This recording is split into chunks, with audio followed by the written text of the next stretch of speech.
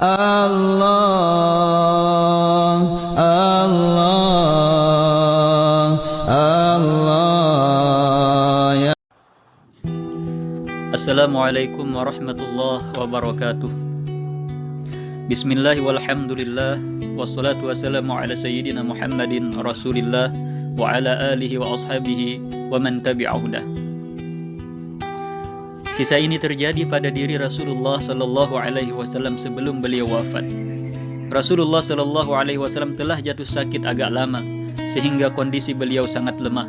Pada suatu hari Rasulullah sallallahu alaihi wasallam meminta Sayyidina Bilal radhiyallahu taala anhu memanggil semua sahabat datang ke masjid. Tidak lama kemudian penuhlah masjid dengan para sahabat. Semuanya merasa rindu setelah agak lama tidak mendapat tausiah dari Rasulullah sallallahu alaihi wasallam. Beliau duduk dengan lemah di atas mimbar. Wajahnya terlihat pucat menahan sakit yang tengah dideritanya. Kemudian Rasulullah sallallahu alaihi wasallam bersabda, "Wahai sahabat-sahabatku semua, aku ingin bertanya, apakah telah aku sampaikan semua kepadamu bahwa sesungguhnya Allah Subhanahu wa ta'ala itu adalah satu-satunya Tuhan yang layak disembah?" Semua sahabat menjawab dengan suara bersemangat, "Benar wahai Rasulullah, engkau telah menyampaikan kepada kami bahwa sesungguhnya Allah Subhanahu wa ta'ala itu adalah satu-satunya Tuhan yang layak disembah." Kemudian Rasulullah sallallahu alaihi wasallam bersabda, "Bersaksikanlah ya Allah, sesungguhnya aku telah menyampaikan amanah ini kepada mereka." Kemudian Rasulullah sallallahu alaihi wasallam bersabda lagi, dan setiap apa yang Rasulullah sabdakan selalu dibenarkan oleh para sahabat.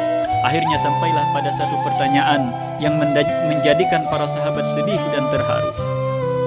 Rasulullah sallallahu alaihi wasallam bersabda, "Sesungguhnya aku akan pergi menemui Allah, dan sebelum aku pergi, aku ingin menyelesaikan segala urusan dengan manusia. Maka aku ingin bertanya kepada kalian semua, adakah aku berhutang kepada kalian? Aku ingin menyelesaikan hutang tersebut, karena aku tidak mau bertemu dengan Allah dalam keadaan berhutang dengan manusia." Ketika itu semua sahabat diam, dan dalam hati masing-masing berkata, "Mana mungkin Rasulullah berhutang kepada kami? Kamilah yang banyak berhutang kepada Rasulullah sallallahu alaihi wasallam." Kemudian Rasul sallallahu alaihi wasallam mengulangi pertanyaan itu sampai 3 kali. Tiba-tiba bangun seorang lelaki yang bernama Ukasyah, seorang sahabat mantan preman sebelum masuk Islam. Dia berkata, "Ya Rasulullah, aku ingin sampaikan masalah ini. Seandainya ini dianggap hutang, maka aku minta engkau selesaikan. Seandainya bukan hutang, maka tidak perlulah engkau berbuat apa-apa." Rasulullah sallallahu alaihi wasallam berkata, "Sampaikanlah wahai Ukasyah." Maka Ukasyah pun mulai bercerita, "Aku masih ingat ketika perang Uhud, satu ketika engkau menunggang kuda, lalu engkau memukulkan cambuk ke belakang kuda, tetapi cambuk tersebut tidak kena pada belakang kuda, tapi justru kena pada dadaku.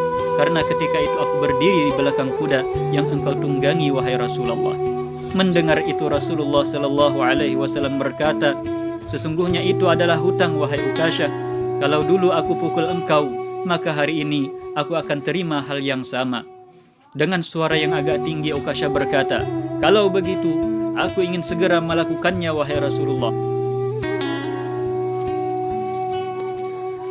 Ukasyah seakan-akan tidak merasa bersalah mengatakan hal yang demikian.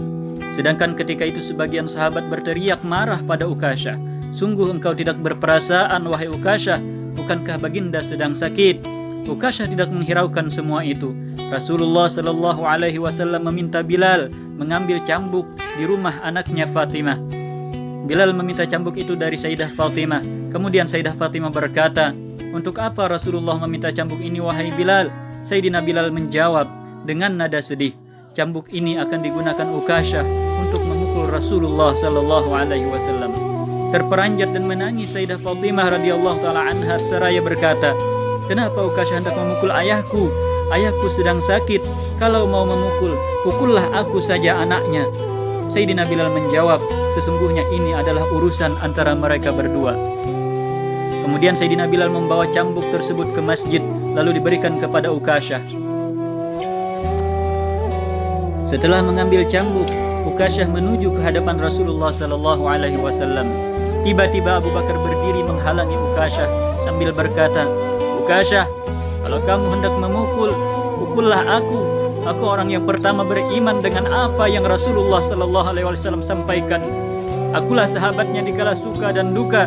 Kalau engkau hendak memukul, maka pukullah aku. Rasulullah sallallahu alaihi wasallam berkata, duduklah wahai Abu Bakar, ini adalah urusan antara aku dengan Ukasyah. Ukasyah terus menuju ke hadapan Rasul sallallahu alaihi wasallam. Kemudian berdiri Sayyidina Umar radhiyallahu taala anhu menghalangi Ukasyah sambil berkata, Ukasyah, kalau engkau mau memukul, pukullah aku. Dulu memang aku tidak suka mendengar nama Muhammad, bahkan aku pernah berniat untuk menyakitinya. Namun sekarang tidak boleh ada seorang pun yang menyakiti Rasulullah sallallahu alaihi wasallam. Kalau engkau berani menyakiti Rasulullah, maka langkahi dulu mayatku. Lalu Nabi sallallahu alaihi wasallam berkata, duduklah wahai Umar, ini adalah antara aku dengan Ukasyah. Ukasyah terus maju ke hadapan Rasulullah. Tiba-tiba berdiri Sayyidina Ali ibn Abi Thalib, sepupu sekaligus menantu Rasulullah sallallahu alaihi wasallam. Dia menghalangi Ukasyah sambil berkata, Ukasyah, pukullah aku saja. Darah yang sama mengalir pada tubuhku ini wahai Ukasyah. Kemudian Nabi sallallahu alaihi wasallam berkata, duduklah wahai Ali, ini adalah urusan antara aku dengan Ukasyah. Ukasyah semakin dekat dengan Rasulullah. Tiba-tiba tanpa disangka, bangkitlah kedua cucu kesayangan Rasul sallallahu alaihi wasallam, yaitu Sayyidina Hasan dan Husain. Mereka berdua memegangi tangan Ukasyah sambil memohon, wahai paman, pukullah kami paman. Kakek kami sedang sakit, pukullah kami saja wahai paman.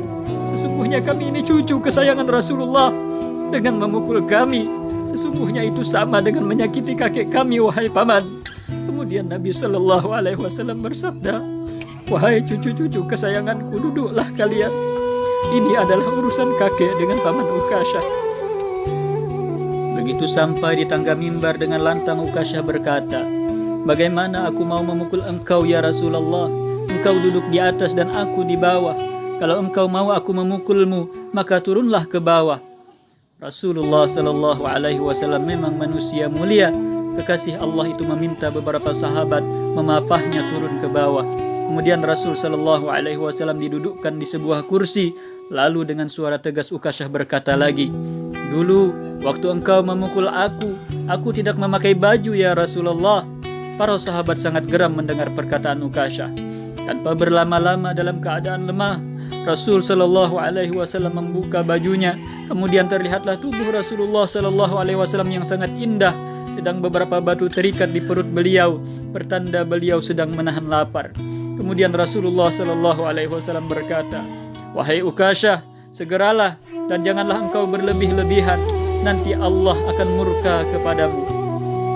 Ukasyah langsung berhambur menuju Rasulullah sallallahu alaihi wasallam. Cambuk yang di tangannya ia buang jauh-jauh.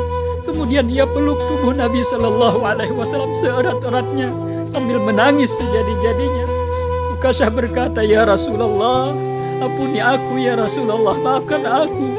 Mana ada manusia yang sanggup menyakitimu ya Rasulullah. Sengaja aku melakukannya agar aku dapat merapatkan tubuhku dengan tubuhmu. Seumur hidupku aku bercita-cita dapat memelukmu ya Rasulullah. Karena sesungguhnya aku tahu bahwa tubuhmu tidak akan dimakan oleh api neraka. Dan sungguh aku takut dengan api neraka ya Rasulullah. Maafkan aku ya Rasulullah. Kemudian Rasul sallallahu alaihi wasallam dengan senyum berkata, wahai sahabat-sahabatku semua, kalau kalian ingin melihat ahli syurga, maka lihatlah Ukasyah. Semua sahabat meneteskan air mata.